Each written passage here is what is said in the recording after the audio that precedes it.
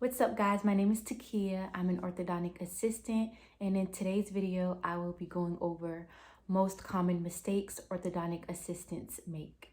I do orthodontic and dental videos every Tuesday, and I also do content with my family every Friday. So make sure you subscribe to my channel, you like this video so you don't miss out on new content. Alright, let's go.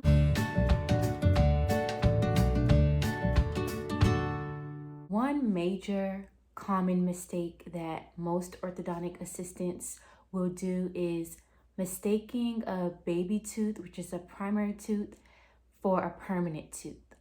So usually when we get somebody in and they're scheduled to get their braces on, it'll be a bonding appointment, and at that appointment look at the patient's chart and x-ray and see what teeth needs to be bonded.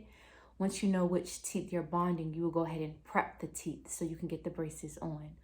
So usually if you're not taking your time, you can quickly prep a baby tooth, not knowing that it's a baby tooth, and then handing the doctor the bracket to place on the baby tooth. I've had it happen to me before. When this happens, usually the orthodontist will say, hey, we're not putting a bracket on this tooth. This is a baby tooth. And they'll either place the bracket back down or give you the bracket back and then go ahead over to the next tooth. It's easy to get them mixed up because they do sometimes look like adult teeth, but if you can just take your time, look at the x-ray and look at the shape of the tooth, you can distinguish if it's a baby tooth. If you're bonding braces on a child who's doing phase 1, usually with phase 1 we do have baby teeth, and sometimes the orthodontist may suggest bonding a baby tooth, but you will always know because that's something that will always be indicated and that's something that will always be said.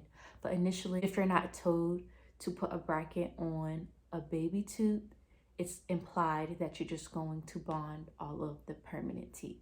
Another common mistake that orthodontic assistants tend to make is giving rubber bands, which are the elastics, giving those to patients with a latex allergy. In most orthodontic offices, you just have all of the elastics laid out, they're all together, and latex-free elastics are in a different section or they're put aside, and you usually would just ask your patient what size are you wearing and you just hand them the elastic. But if you're not careful, you may accidentally give a patient who has a latex allergy the elastics without giving them a latex-free elastic. We also keep our elastics at the front desk because sometimes patients just walk in because they need more elastics. And the last thing you want to do is just quickly hand off some elastics without reading the chart. So you just want to make sure you're carefully reading the patient's chart, knowing if they have a latex allergy to grab the latex-free elastics instead of the standard elastics that do have latex in them.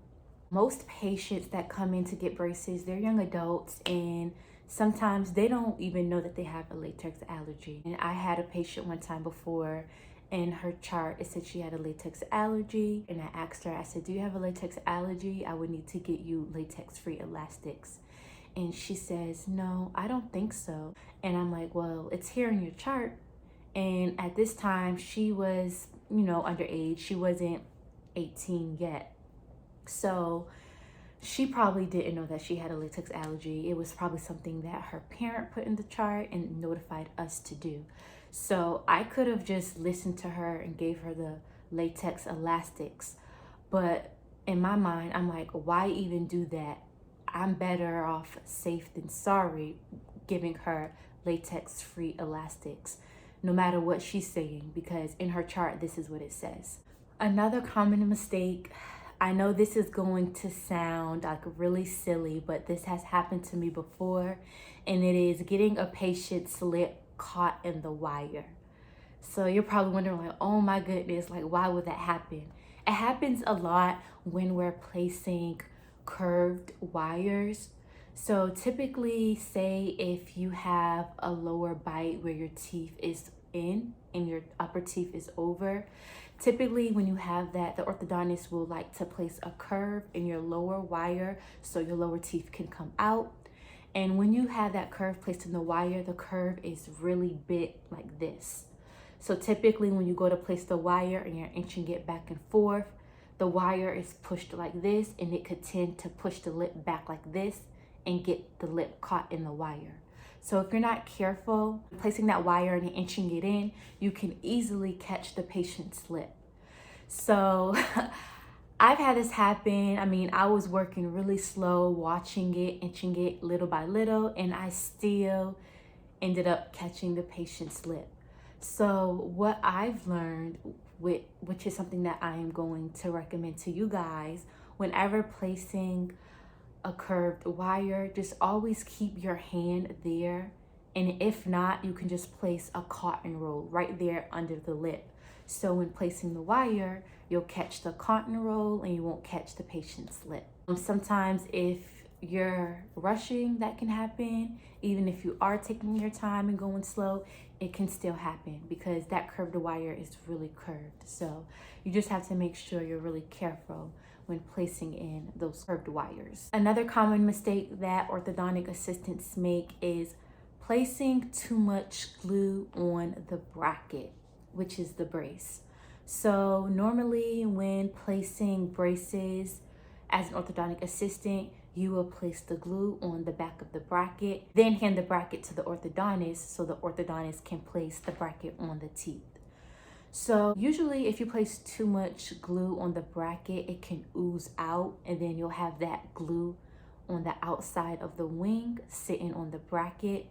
And if that happens and it gets hardened and cured with the light, when you go to place an O-ring to tie in the wire, you're not gonna have the O-ring stay. Normally, if it's too much glue, the orthodontist will go behind you and just remove extra glue that's oozed out once they place the bracket, but sometimes they don't.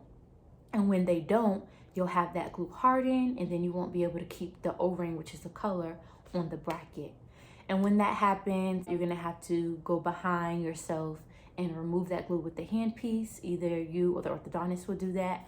Once that glue is removed, you can then place the color on the bracket. Normally when I place glue on the bracket, to double check behind myself, I always just hit my finger on the back of the bracket. So any excess glue that will ooze out when placed on the tooth will just ooze out when I hit it with my finger. And when I have excess glue that comes out, I just scrape it around the bracket, and then I hand the bracket to the doctor.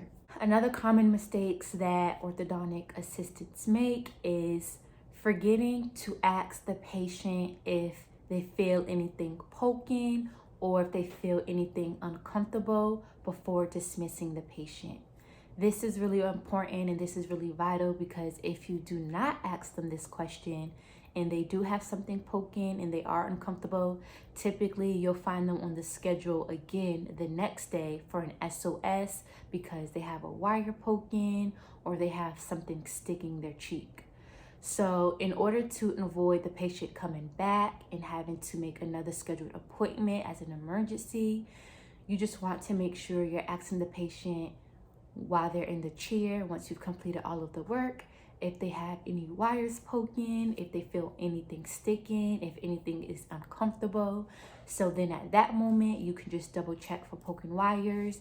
And if they have poking wires, you can go ahead and cut it right then and there. I have had poking wires even when I finished an appointment, just because I was either rushing that day or it was just something that I overlooked. So I have just gotten into the habit of asking my patient before I walk them out, hey, do you have anything poking? Because you may cut the wires and still have a patient feel something because it may be something really, really small that you didn't cut. If they can feel it with their tongue, they're gonna constantly be rubbing their tongue back there and feeling it. And it's real, real small and you can't clip it. As an assistant, I will go behind myself and just shave off that small tiny wire with the handpiece. And if you work at office where you can't use the handpieces, you typically at that point would just call the orthodontist over so they can shave it off with the handpiece. So if they say they feel something, you just always want to check to make sure it's not something real small. And if it is a small poking wire, you want to try to get it. So as you know, as an orthodontic assistant, it can get really busy. We see a lot of patients throughout the day, and you want to make sure you're seeing your patient in a timely fashion and you're not running over. So typically with that being said, you're working really quickly and trying to be really efficient, and sometimes you can find yourself rushing. When you rush, you tend to overlook the chart and miss vital things. You can miss allergies, you can miss special accommodations that the patient may have. Sometimes we have patients that want to see only a specific doctor. And if I'm rushing and I miss that, I can potentially have an upset patient. Sometimes we have patients who need to be in a separate private treatment room. And if I miss that, that can be detrimental. Sometimes, like I mentioned before, they can have an allergy. And if you miss that, that can be detrimental. Also, when reading over the chart, you know what you're going to be doing at this appointment. So if you don't read over the chart and you're rushing and you're just assuming that this patient is going to need new wires, that also can be detrimental because it may just typically be a retie instead of a new wire change. So you just want to make sure you don't rush. But in not rushing, you still want to do things in an efficient order so you can dismiss your patient on time. Well, I have previously recorded an orthodontic video on how to become a faster orthodontic assistant, and also a separate video on how to become a faster general dental assistant. Both of those videos have tips, so definitely watch those videos for more details on how to be efficient but quick. Thank you guys so much for watching this video. Thank you guys so much for the support. Go ahead and comment any questions you may have. Make sure you like this video, subscribe, and I'll see you guys in the next one. Bye.